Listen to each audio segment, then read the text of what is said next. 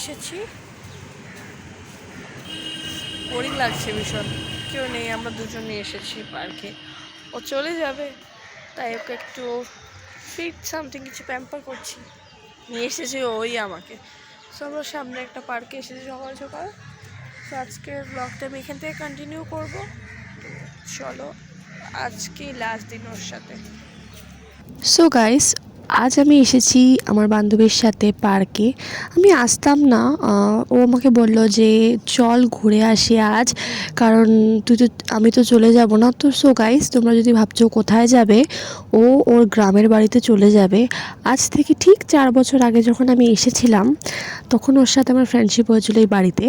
তো ও না খুব সাপোর্টিভ, আমাকে প্রচণ্ড সাপোর্ট করে, আর আমার সব কথাও জানে। আর তবুও আমাকে মন খুলে ভালোবাসে। জানি না, আমি ওর নামে অনেক কিছু বলি, ওকে খারাপ টারাপ অনেক কিছু বলি, স্টিল ও তাও আমাকে ভালোবেসে যায়, আমার সাথে থাকে, আমার খারাপ সময়গুলোতে আমার সাথে থাকে। আমি এটাই ভাবছি যে ও যদি চলে যাবে কাকে বলবো, রানী এটা হয়েছে, রানী ওটা হয়েছে। আমি সবসময় যখন আমার সাথে কিছু না কিছু ঘটে, আমি সবার প্রথমে গিয়ে ওকে বলি, জানি এটা হয়েছে, জানো, হাসাহাসি করি। আচ্ছা কি কার সাথে করব?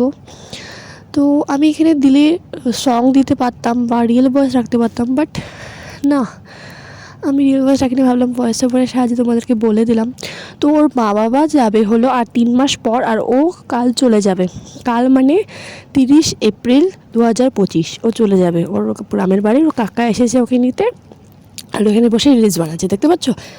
তো চলে যাবে, প্রচণ্ড খারাপ লাগছে না সত্যিকারের।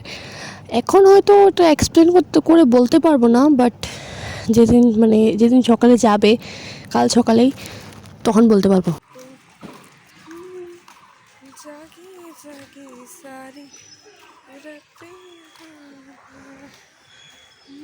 চলে যাচ্ছি, আমরা চলে যাচ্ছি।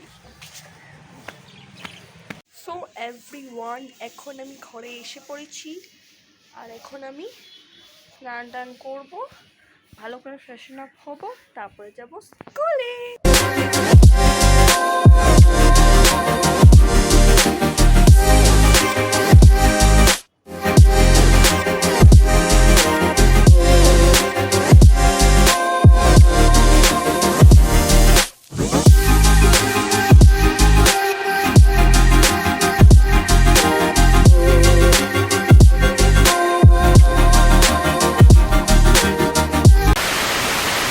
সো গাইস, তোমরা দেখে তো একটু শকড হচ্ছ, কারণ আমি স্কুল যাইনি, আধা বের হয়েছি, স্কুটিতে বসেছি জাস্ট, আর এত জোরে ঝড় নেমেছে বলার বাইরে। তো বাবা আমাকে একটু ঘুরিয়ে, মানে এদিক দিয়ে বেরোয়েছি, বেরিয়ে সাইড দিয়ে ঘুরিয়ে নিয়ে আসলো।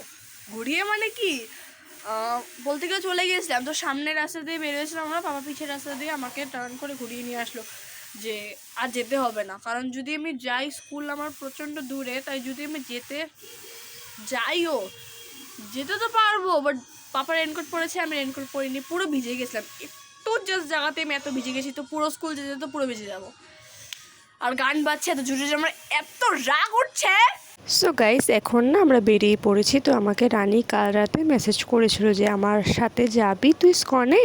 তো আমি ওকে বলেছিলাম যে খারাপ পাস না, আমি তো স্কুলে যাব, কিন্তু স্কুল তো যেহেতু যাইনি, তো খুব খুশি হয়েছে যে অনেক, যে আমি যাইনি। তো এখন আমরা 3 জন মিলে বেরিয়ে পড়েছি স্কনের উদ্দেশ্যে। তো এখানে দেখতে পাচ্ছ আমরা চকলেট খেতে খেতে যাচ্ছি হলো স্কনে। আমরা ভেবেছিলাম তিলকটা লাগিয়ে আসবো, তো লাগাইনি, তো এখানে গিয়ে লাগাবো। তো আর না, আজকে না জানি না, একটা মাতাজি ছিল, তো বলছিল যে মেন মন্দিরটা দেখানো যাবে না, তাই আর আমি শর্ট ক্লিপগুলো নিয়েছি। তো মেন মন্দির দেখানো যাবে না, মেন ঠাকুরটা যে আছে সেটা দেখানো যাবে না, তাই আর কিছু করা হলো না। আমার প্রচণ্ড দুঃখ হচ্ছে যে দেখাতে পারলাম না তোমাদের সাথে। যদি পারি আমি কমিউনিটিতে পোস্ট করে দেবো আজকে ঠাকুরের দর্শন, 29 এপ্রিলের ঠাকুরের দর্শনের ভিডিওটা। তো আমি এখন যাচ্ছি হলো বাড়ি, তো চলো।